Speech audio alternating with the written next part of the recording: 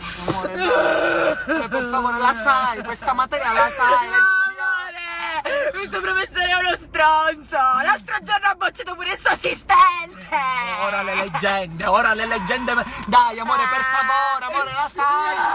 Non buttiamo all'aria questi 3 mesi di reclusione sociale, amore, dove non abbiamo fatto neanche l'amore. YouPorn lo sto campando io. Hanno aperto una sezione solidarietà, Claudio Casisa, dai. Amore, ti prego, tienimi con te. Amore, ma la sai, la materia la sai, hai studiato per 3 mesi. Io 3 mesi di studio l'ho fatti in 5 anni di università, dai. Amore, questa materia io non la capisco.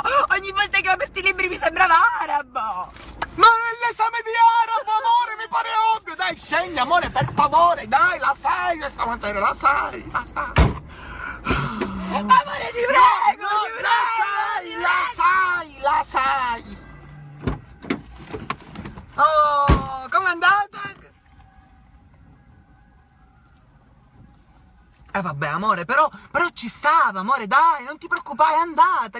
L'importante nella vita è provarci, non è uscire dalla battaglia come dei codardi, ma l'importante è affrontare. Ho preso 30.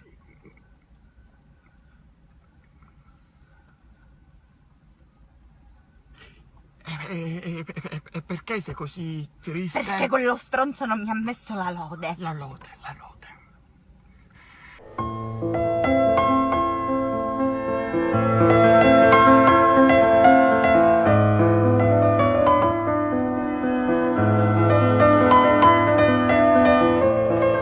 Tu sei una vergogna!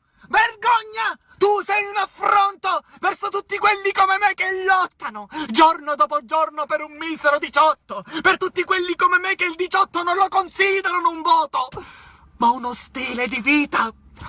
Scendi da questa macchina, vergognati!